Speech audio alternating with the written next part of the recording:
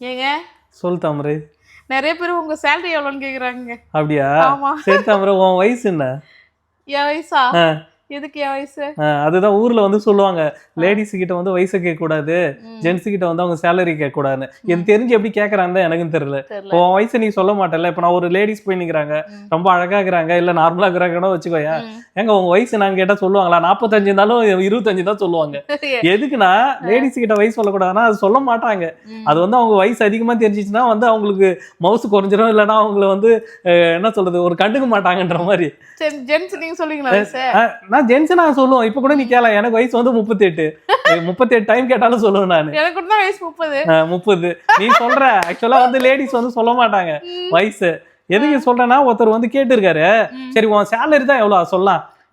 நிறைய பேர் கேக்குறாங்க உங்க சேலரி எவ்வளவு எவ்வளவுன்னு. அது ஏன் கேக்குறாங்கன்னா அதுதான் எனக்கு என்னன்னா, உங்க அப்பாவோட சேலரி உனக்கு தெரியுமா சொல்லு. இது வரைக்குமே எங்க அப்பா சேலரி எவ்வளவுன்னு தெரியாது. எங்க அம்மா கிட்ட கேட்டாலுமே எங்க அம்மாவே எனக்கு தெரியாதுன்னு சொல்லுவாங்க. ஆனா ஒரு சில பேர் ஊர்ல என்ன தெரியுமா பண்ணுவாங்க, அவங்க வீட்டுக்காரோட சம்பளத்தை யாருக்கிட்டையும் சொல்ல மாட்டாங்க, பசங்க கிட்ட கூட சொல்ல மாட்டாங்க. ஏன்னா பசங்க வந்து என்ன பண்ணுவாங்கன்னா அதை அட்வான்டேஜா எடுத்துப்பாங்க. இப்ப அப்பா வந்து ஒரு 50,000 சம்பளம் வாங்குறாருன்னா அந்த 50,000க்கு மாதிரி இவனுக்கு பிளான் பண்ணுவாங்க. அவர் பிளான் பண்ண மாட்டாரு. அவர் பாவம் என்ன பண்ணுவாரு, எப்படி வந்து பசங்களுக்கு ஸ்கூல் ஃபீஸ் கட்டலாம், இந்த முறை எப்படி அதாவது சேர்த்துக்கிட்டு வச்சு ஒய்ஃபு ஒரு பொண்ணு நகையத்து போடலாம் அப்படின்னு அவர் யோசிச்சுன்னு இருப்பாரு. பசங்க என்ன திரும்ப பண்ணுவானுங்க, அப்பா 50,000 வாங்குறாருன்னா அப்ப 5 லட்ச ரூபா கொடுத்து மெக்கானிக்கல் சீட் வாங்கலாம். அவங்களுடைய கால்குலேஷன் அப்படி போயின்னு இருக்கும். இப்போ இன்னொன்னு என்னன்னா, இப்ப என் சேலரி வந்து ஒரு 50 லட்சம் கூட வச்சுக்குவாங்களா எக்ஸாம்பிளுக்கு. அந்த 50 லட்சத்தை வச்சு அவரு என்ன பண்ண போறாரு? அவரால் ஒன்றும் பண்ண முடியாது. என்னுடைய 50 லட்சம் என் சம்பளம், அதை நான் எவ்வளவு வேணாலும் செலவு பண்ணலாம், எது வேணாலும் பண்ணலாம்.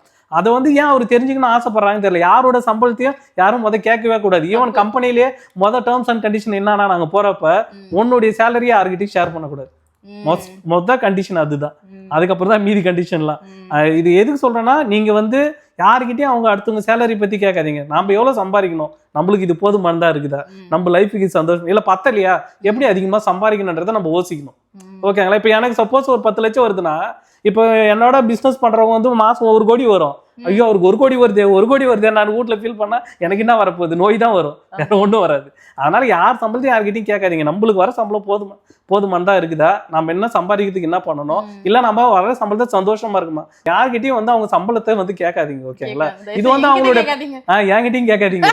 இது வந்து பர்சனல். ஓகேங்களா? குடும்பத்தோட வாழறதுக்கு ஒரு போதுமான சேலரி கொடுக்குறாங்க, அதோட சந்தோஷமா இருக்கும். அவ்வளவுதான். எவ்வளவு கஷ்டத்தை இருந்தாலும் அதை நாங்க சொல்லிக்கிறது இல்லை. ஏன்னா ஒருத்தர் போட்டுருக்காரு, பாசிட்டிவிட்டி மட்டும் சொல்லுங்க. அதனாலதான் இது வரைக்கும் சிரிச்சுக்கிட்டே எல்லாத்தையும் சொல்லி அடி வாங்கறத கூட சிரிச்சுக்கிட்டே சொல்ல வேண்டியதா இது. ஏன்னா நான் பப்ளிக் ஃபிகர் ஆகிட்டேன் நான்.